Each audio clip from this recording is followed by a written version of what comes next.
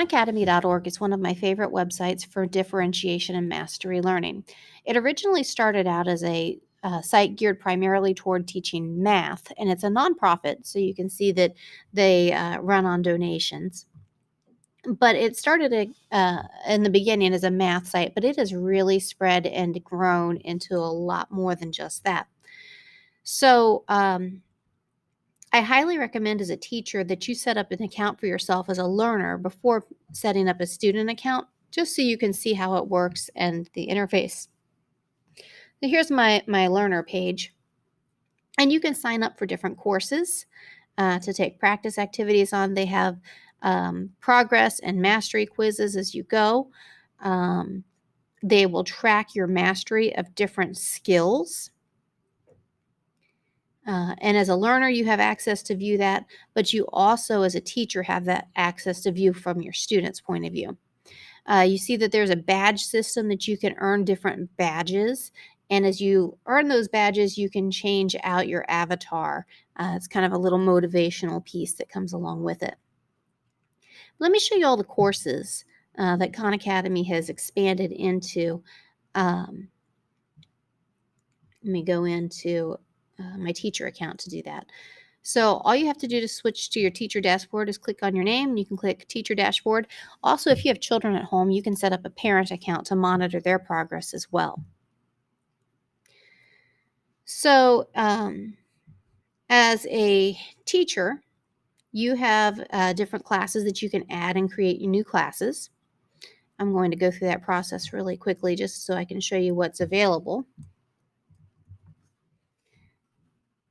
And you can see that you can connect this front to Google Classroom directly.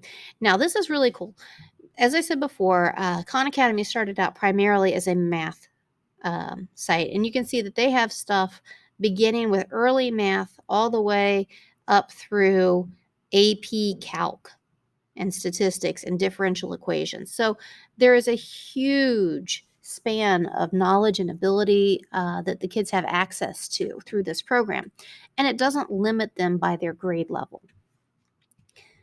So the world of math covers it all. So as they go through, they can take that beginning placement test, and it'll place them where they are, and then they can keep going through there. So there's a lot of ways that this program, the students can work independently through it. However, it doesn't have to just be independent work. That you as a teacher can assign specific things that tie into what you're doing in class. They have some really neat things that have tied into some different math curriculums as well. The illustrative mathematics, the Eureka Engage New York. This is all formatted just like what they would see using that program. There's also this test prep area, and this is really neat. The SAT preparation system, if your student is 13 or older and they've taken the PSAT, they can actually connect their College Board website account to Khan Academy, and Khan will use their scores to assign different practice things to help them prepare for the SAT. There is a way around this. If you have students that are younger than 13 and you have access to their scores, you can use those scores, and they've published a list of the different activities that they would assign based on different score ranges.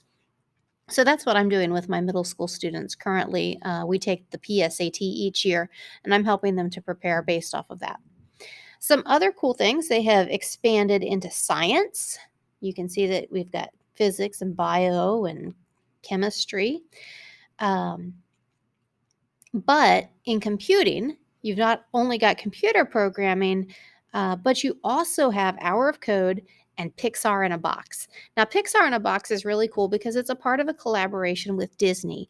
And this is a way of teaching kids how to develop that concept of a character and story as they use computer programming to develop the way that the character would come to life. In the arts and humanities section, you see there's history and college, U.S. history and government, but there's also storytelling. Now, storytelling is another one of those Disney collaborations. It's similar to the Pixar in a Box, except it's called Imagineering in a Box. I'm going to show that to you here in just a minute. There's also economics, and there is a beta version for reading and language arts that's just now coming out. So that'll be exciting to try. They also have a grammar section, and then they've got careers and life skills as well.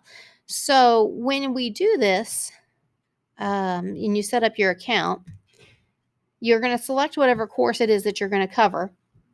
And then you can either invite your Google Classroom, send them a join link, or create the accounts for yourself. And then you can tell them information about where you are.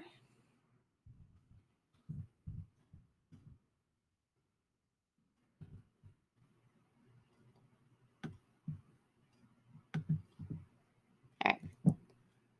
And you'll see that you can have a student roster with a dashboard, and you have all of their contact information that you can put in. And there's a class code that you can use to share. Now, you can track your child's progress or student progress as they progress through these different assignments. But let me go ahead and pull up. I wanted to show you that Imagineering in a box.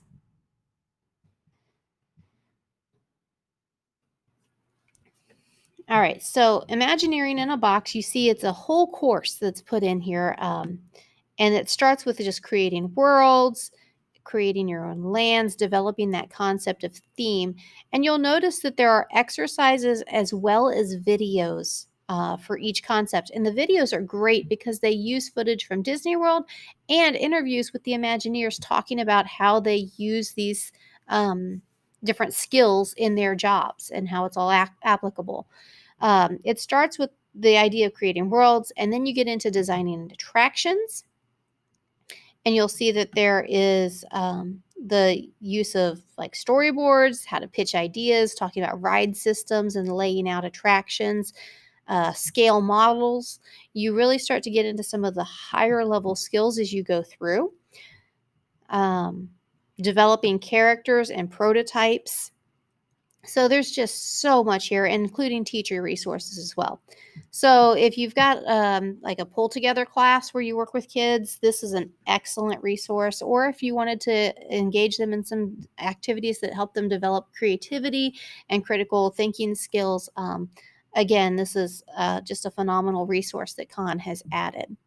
I'm going to go ahead and show you what some of the reports look like as well. And I'll go with my daughter here.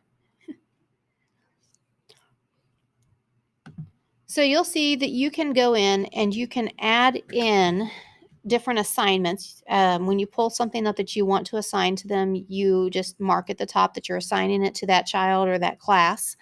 And then it'll add it into their to-do list. And then you can see their progress. You can see that, oh, she's watched these videos, but she didn't watch that video. I need to talk to her about it. And I can see how she did with each of the different activities. So we'll look at this report here. And when you have more than one student in your class, you can see how multiple students did. But this will actually let you dig down into the activities to see the question that they had to use, and then you can see the answer that they chose. And it gives you a lot of great information as a teacher as well. So that's Khan Academy in a nutshell, and there's so much more to dig into, but I highly recommend this for any teacher that is wanting to try some independent mastery types of learning or that wants to connect this to the things that they're learning in class.